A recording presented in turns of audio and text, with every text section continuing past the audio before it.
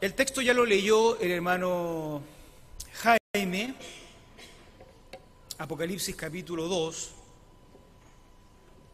Vamos a ir leyendo de nuevo con calma, destacando algunos énfasis que acá me interesaría comentar.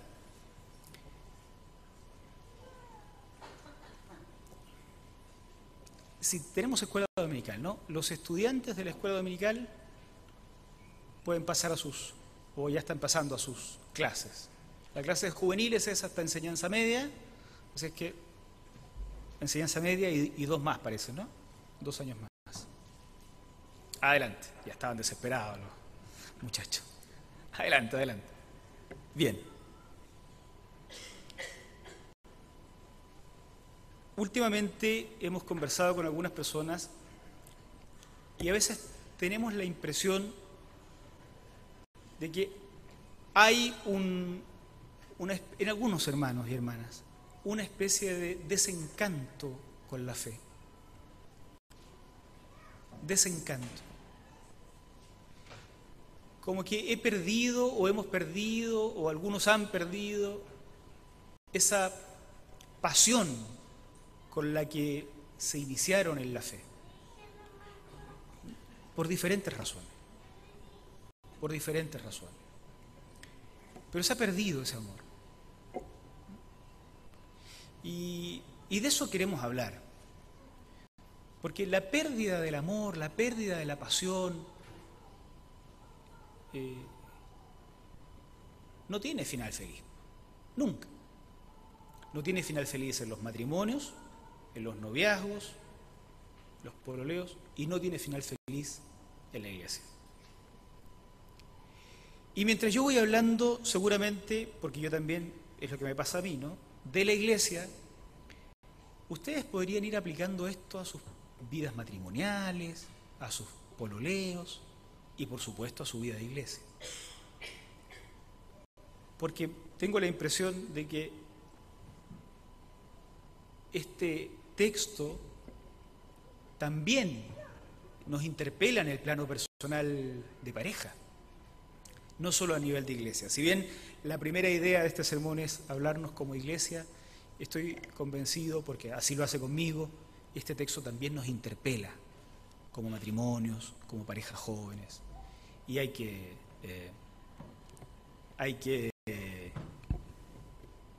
trabajar en ese sentido. Bueno, voy a hablar más fuerte.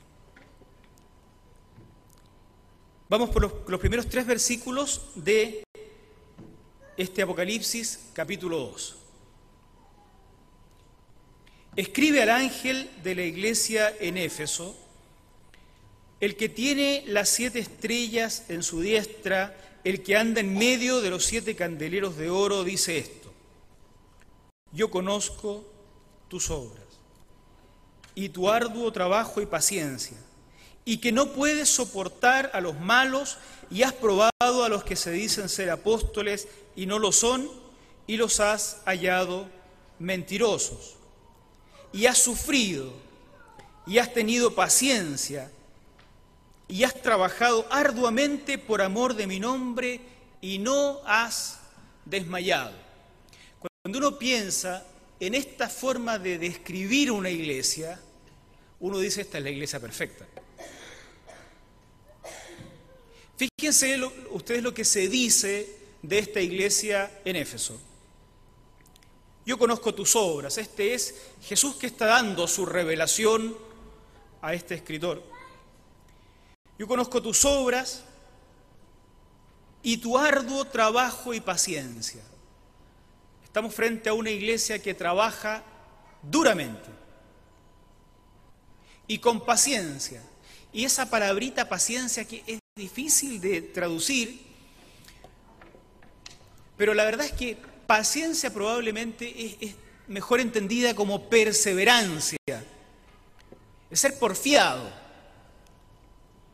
cargante, darle con lo mismo. Entonces esta es la idea de: tú has sido paciente, o sea, estás en el camino sin salirte del camino, has trabajado arduamente y permanentemente en el tiempo. no puede soportar a los malos. Los estándares de santidad de esta iglesia de Éfeso son elevadísimos. No puede soportar, no tolera, no aguanta a los malos. No los apaña, no los encubre, no los rebautiza como para hacerlos pasar por buenos, no los tolera. De corazón es una iglesia que no es corrupta. No aguanta entre sus filas a los que son malos. Y has probado a los que se dicen ser apóstoles y no lo son y los has hallado mentirosos. Además, estamos hablando de una iglesia que tiene un discernimiento que les ha permitido no ser engatusados por quienes se presentaban como enviados del Señor sin serlo. La iglesia esta, que trabaja arduamente, que tiene paciencia, es una iglesia que además tiene un discernimiento que ya lo querríamos todos los evangélicos de nuestros días, donde permanentemente surgen líderes con lenguajes religiosos, con discursos muy bonitos y que a veces nos hacen temblar el piso, ¿no? A los efesios no. Aparecieron unos y ellos dijeron, estos no son de verdad, y los hallaron mentirosos porque eran mentirosos. Pudieron discernir con claridad qué estaba frente a ellos. Y has sufrido. Y has tenido paciencia, versículo 3. Y has sufrido y has tenido paciencia.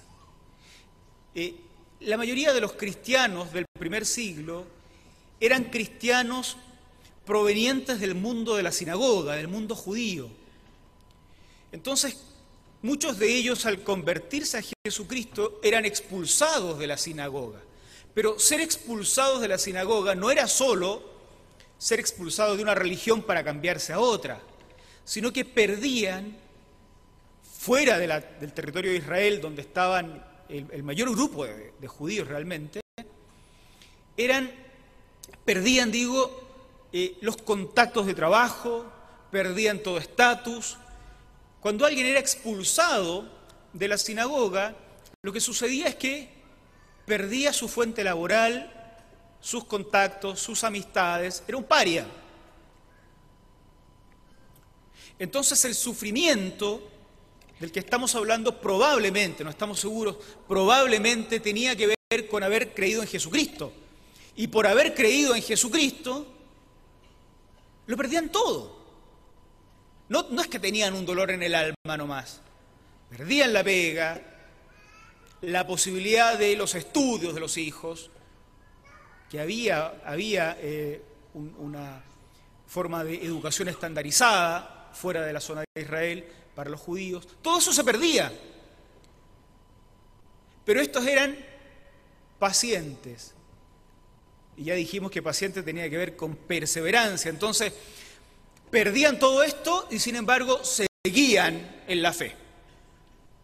Seguían creyendo. Insistían, eran cargantes con ser hijos de Dios, a pesar de que eso les costaba persecución y sufrimiento. Esta iglesia no solo tenía discernimiento sobre estos falsos apóstoles, no solo no soportaba a los malos, no solo trabajaba arduamente, además sufría y en medio del sufrimiento no se amilanaba, sino que seguía firme. No has desmayado. Donde todos desmayaban, ellos no. Ya querríamos ser una iglesia de la cual algún día se dijeran estas cosas. Se dijeran estas cosas. Que algún día alguien contara nuestra historia y nos dijera, y no desmayaban, perseveraban, no toleraban a los malos. Quisieron ser engañados muchas veces y pudieron discernir con claridad quién era un falso apóstol, quién era un falso enviado. Apóstol significa eso, enviado por Jesús. ¿Quién era un falso enviado de Jesús?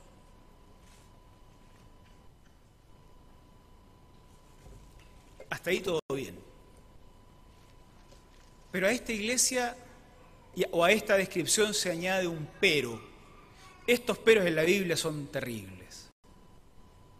Pero, versículo 4, tengo una cosita contra ti.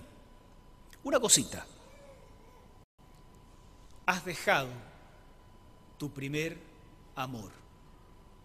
Yo sé que el pastor Ricardo ha estado predicando esto en jóvenes y hemos estado discutiendo este tema estos días. Y pensábamos en esto, ¿no? Tu primer amor. Claro, no se refiere al primero de muchos. Se refiere al mayor amor. Al amor que subordina a todos los demás amores. Eso es lo que la iglesia de Éfeso ha dejado. El amor de los amores. El amor más grande. El primer amor en este sentido, ¿no? El amor que subordina a los demás amores. El amor por el cual uno es capaz de dejarlo todo.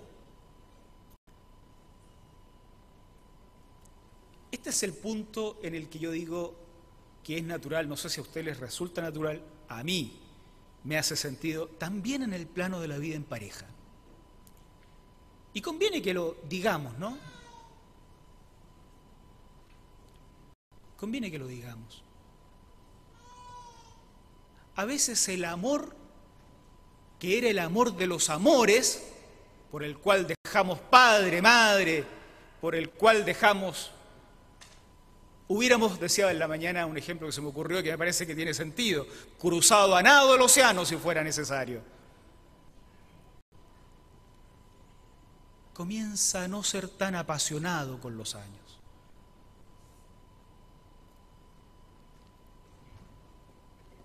Pero en la vida de la iglesia también estas cosas suceden, ¿no? Y este es el punto también en el que yo digo, quiero animarlos a reencantarse con la fe, hermanos y hermanas, a reencantarse con Dios, a volver a enamorarse, a poner en su sitio el amor de los amores. Quiero animarlos a eso, porque a veces nos pasa que dejamos también de lado este mayor amor que una vez nos movilizó a hacer lo que otros consideraron imposible, lo que otros creyeron una locura, y a nosotros nos hizo todo el sentido del mundo y nos movilizó a hacer cosas distintas, grandes, contra viento y marea. Pero este texto me interpela fuertemente, me hace hacer crisis, porque entonces uno se pregunta, o sea, ¿qué? ¿Puedo ser una iglesia que trabaje arduamente, que tenga paciencia, que no soporte a los malos, que discierna a los que son falsos apóstoles, que haya sufrido, que haya seguido perseverando y que no haya desmayado y ser solo una cáscara? Y según este texto, claro que puedo. Puedo hacer todo eso habiendo desplazado al más grande de los amores. O sea, puedo ser un pastor, puedo ser un diácono, puedo ser un líder de música, puedo ser un líder de jóvenes, puedo ser un hermano de años, que haga todas estas cosas maravillosas y no tener en el trono del corazón a Cristo. Sí, se puede. La iglesia de Éfeso era eso. Y entonces empiezo a preocuparme, porque me pregunto si esos desganos, esos desánimos, ese desencantamiento en el que a veces nos vemos insertos, ¿no será que ese amor mayor se está desplazando y otra cosa está ocupando su lugar?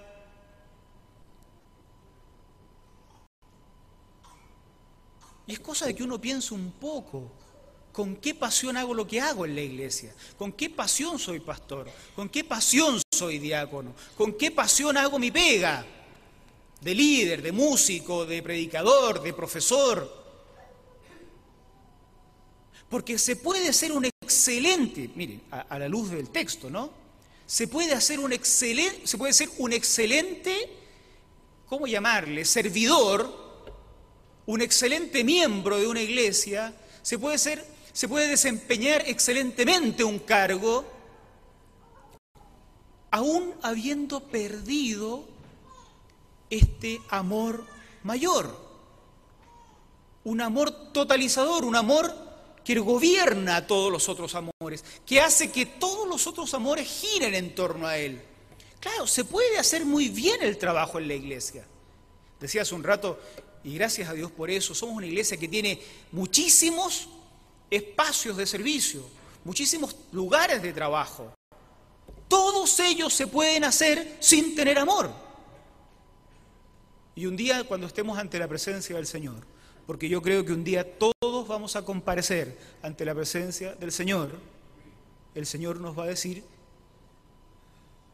¿de qué iglesia viene usted? No sé si nos va a decir eso.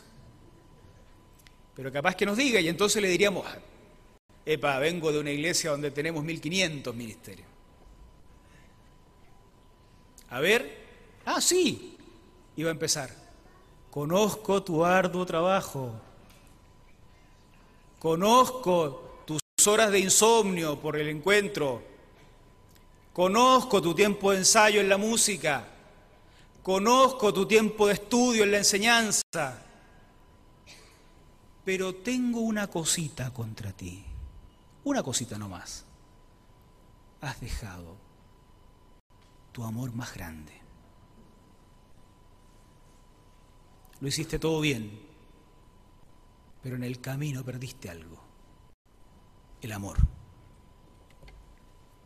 Aplíquelo al matrimonio también. No me gusta a mí predicar 2 sermones al mismo tiempo, pero estas cosas a mí me provocan, porque yo también estoy casado, y estas cosas tienen que interpelarnos. Si se puede ser una iglesia que hace todo bien sin tener fuego dentro, entonces seguro que se puede ser un matrimonio que parece muy lindo sin tener pasión por dentro. Pero este sermón no es para deprimirse, hermanos. Este sermón no es para salir de acá diciendo está todo perdido. El versículo 5, gracias a Dios, nos da luz, nos muestra un camino. Recuerda, por tanto, de dónde has caído. Aquí hay un ejercicio de la memoria. Esto no es para emocionalistas. Uno de repente toma decisiones rápidas porque está emocionado, se emocionó con un sermón, con una canción, pero somos seres emocionales y está bien que todas estas cosas jueguen en cómo nos comportamos. Pero normalmente uno sabe que cuando se toman decisiones bajo los efectos de un desborde emocional, esas decisiones no duran nada. No duran nada. Entonces, recuerda de dónde has caído significa que acá hay que llegar a la casa tal vez hoy día y empezar a pensar, ¿dónde se me cayó? ¿Dónde? ¿Qué pasó? ¿En qué momento perdí o en qué momento se me desplazó el primer lugar que le estaba dando a Cristo en mi vida? ¿En qué momento de mi historia de servicio cristiano, de arduo trabajo, de sufrimiento, de perseverancia, en qué momento dejé de amar con el mayor amor? ¿En qué momento?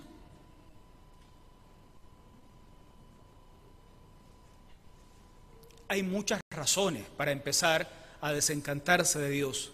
Hay hartas razones. Y aquí no habemos inocentes en esto. ¿Cuántas personas a lo largo de mi vida se habrán desencantado de la fe por culpa mía, como hermano primero, como diácono o como pastor? ¿Cuántos de mis amigos con los que crecí hoy día estarán fuera de la iglesia, tal vez porque yo di un mal testimonio en el sur? O porque fui duro, o porque fui amargo en mis comentarios. ¿A cuántas personas habrás desencantado tú con tu ejemplo? Hay que recordar. O tal vez no fue por culpa de otro, sencillamente fue porque en algún momento, en lugar de orar, empecé a mirar la televisión en el horario que oraba, en lugar de leer un libro cristiano, leer la Biblia, en lugar de hacer esas disciplinas espirituales que hacíamos normalmente, empecé a cambiarlas por otra cosa. Recuerda dónde se te cayó el amor, pero eso requiere un tiempo de paz, requiere un sentarse un rato y pensar, ¿de dónde has caído? ¿De dónde viene esto? A mí se me ocurren cosas, de verdad. Yo empiezo a pensar, hay momentos en que hay cosas que me dan cierto desgano y digo, chuta, ¿cuándo empecé a sentir desgano de hacer esto que antes hacía con una pasión? ¿En qué momento? Y me acuerdo, cuando empecé a reemplazar este hábito por este otro. Tratemos de identificar de dónde hemos caído, hermanos, hermanas. Tratemos de identificarlo. Algunos se acuerdan de los grupos bíblicos universitarios, las horas que pasaban haciendo dibujos para hablar de Jesucristo en lenguaje comprensible por el mundo universitario. Tal vez poquito después de eso fue que empezó a perderse el amor. No sé. Pero no basta con recordar. Arrepiéntete. Por eso digo que acá no somos inocentes, ¿no? Porque esto a mí me parece interesante, porque lo asocio con algo que me pasaba a mí y con mi pastor. Yo tengo historias con mis pastores. Esto de haber sido medio maldadoso en la iglesia, de chico, a uno le hace tener historia con los pastores. Hubo un tiempo en el que era la moda explicar nuestro desgano diciendo que estábamos bajoneados. No sé, ya ni siquiera sé si la palabra se usa, pero en ese tiempo era, estoy con un bajón, pastor. ¿Por qué no? Yo era músico, mal músico, pero músico al fin. No como los de acá, acaso me daría vergüenza a mí tocar con ellos, pero yo era músico. ¿Por qué no viniste, Javier? Andaba medio bajoneado. Con un amigo, oye, Javier, vamos a ensayar. No, ando medio bajoneado. Bueno, pero se hizo moda. Todos explicábamos las cosas más diversas, las explicábamos diciendo, estoy bajoneado. Era una moda. Un día nos agarra el pastor a todos. Éramos un montón de amigos en la iglesia. Todos teníamos algún servicio. Basta con el tema de bajoneado. Esta cuestión es pecado. Si tiene un pecado, confiéselo y arrepiéntase. Pero déjese con esta lecera de que todos los días bajoneado. ¿Qué es eso de bajoneado? Bueno, en su forma nos llamó la atención, nunca más anduvimos bajoneados. Hasta ahí nomás nos llegó la explicación. Porque claro, en realidad no era bajoneado. Algún pecado teníamos todos. Estamos todos medio enojados unos con otros.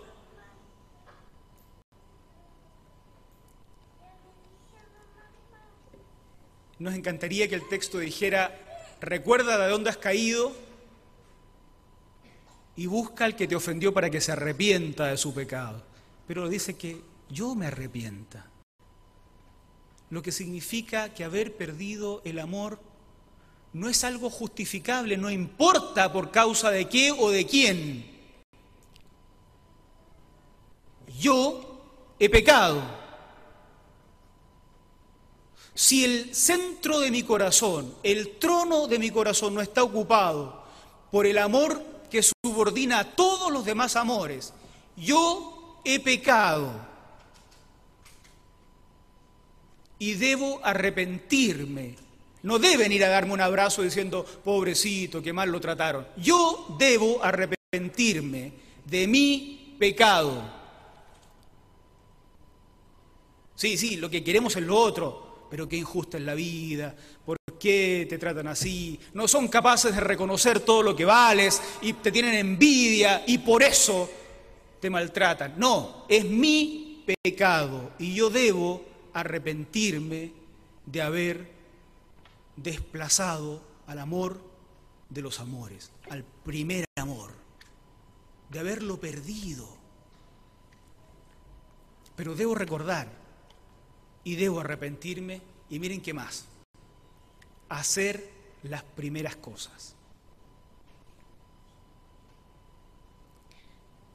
¿Qué cosas hacías antes de empezar a perder tu amor? O a mí se me amontonan los recuerdos ahora mientras estoy hablando. Tantas cosas. Y a uno empieza a acordar, claro, en qué momento dejé de pasar tiempo orando harto rato.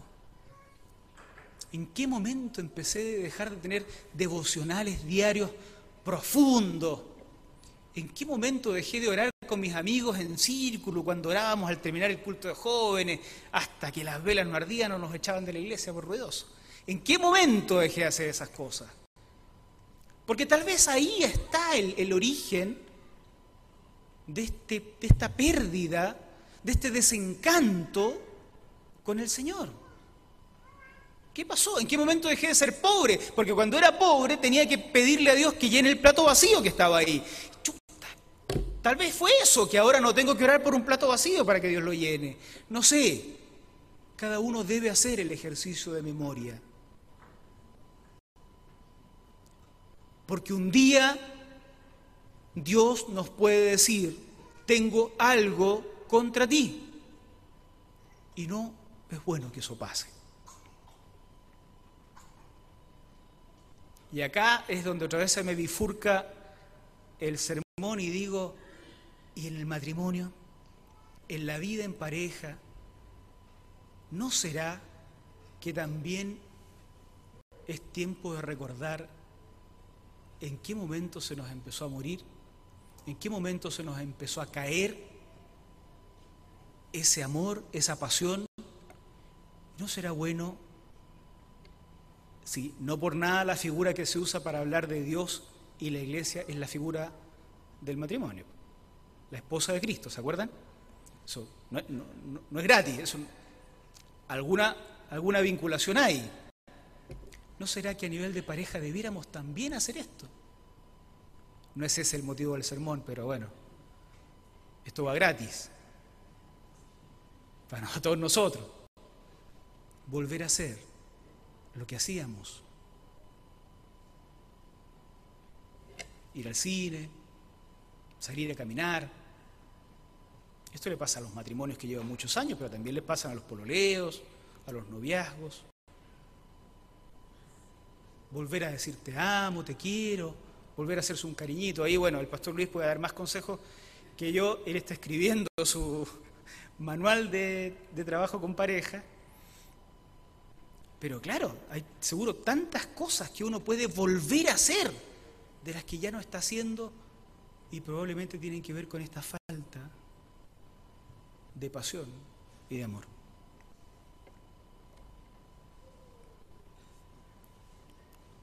Vendré pronto a ti si no te has arrepentido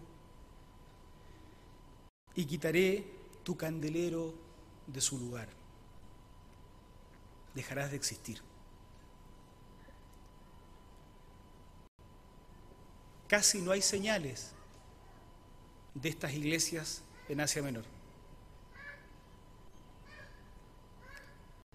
No se arrepintieron muchos, probablemente.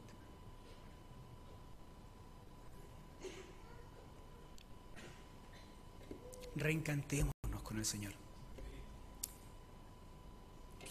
Si tú puedes hacer muy bien el trabajo de diácono, de pastor, de líder, de músico, sin amar al Señor.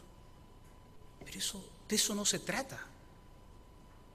Hay que hacer estas cosas con ese amor bien puesto puesto en su lugar, con el amor mayor, con el amor primero, con el amor principal que subordina a los demás amores. Y si alguien está percibiendo ahora que de verdad lleva un tiempo desencantado de la iglesia, por la razón que sea, este es momento para arrepentirse ante Dios y para volver a hacer las cosas que antes hacíamos. Si alguien tiene que arreglar cuentas por ahí y pedir perdón, además de al Señor, hágalo. Hágalo. Si con estas cosas no se juega. El amor al Señor hay que mantenerlo, tiene que ser lo máximo en nuestra vida, tiene que subordinar todos los demás amores, y perderlo tiene consecuencias caras. Vamos a suplicar al Señor que nos perdone, que nos renueve, que nos reencante. A veces el trabajo de la iglesia requiere un poco esto, ¿no? Arduo trabajo, paciencia, sufrir. Pero lo que Dios espera de nosotros es que esas cosas se hagan, no que no se hagan, que se hagan, pero que se hagan con el sentimiento correcto, con amor, con su amor, teniéndolo a Él en el centro. De eso se trata. Ahora, no vamos a decidir esto acá. Algunos ya recordaron de dónde cayeron, seguro. Otros requieren un poquito más de tiempo. Pero estas son decisiones que no se deben tomar al calor de una emoción pasajera. Hay que pensarlo, hay que hablarlo en familia a veces. ¿De dónde caímos, viejita, viejito? ¿De dónde caímos? ¿Cuándo empezamos a morir? A veces a nivel matrimonial, pero también, y más, a nivel de iglesia. ¿Cuándo dejamos de servir con amor? ¿Cuándo dejé de amar al Señor en lo que hacía? ¿Cuándo esto fue una pega más nomás en la iglesia? ¿Cuándo se convirtió en un trabajo que hacía con desgano? Oremos. Después vamos a tener una oración especial por el pastor Luis nos va a guiar, por una hermana, pero terminemos nuestra reflexión ahora orando por esto específicamente, ¿bien? Señor, muchas gracias por poder abrir la palabra. Señor, si hay desencanto en nuestros corazones, perdónanos. Estamos arrepintiéndonos ante ti por desplazar del centro de nuestro corazón este amor de los amores que eres tú. Ayúdanos a recordar de dónde hemos caído y danos la fuerza para hacer las primeras cosas. No queremos, Señor, que alguien un día cuente nuestra historia de logros y éxitos solo para llegar a tu presencia y que nos digas que habíamos hecho todo eso sin amor. Queremos amarte, aunque nadie cuente nuestra historia. Señor, abrimos el corazón para que ocupes el lugar que te corresponde y que todo lo demás se subordine, Señor. Con renuncia oramos, con dolor oramos, con quebrantamiento oramos. Ocupa el lugar que te corresponde en nuestra vida, Señor. Postrados sobre tu altar estamos, Señor. En el nombre del Señor Jesucristo. Amén. Amén.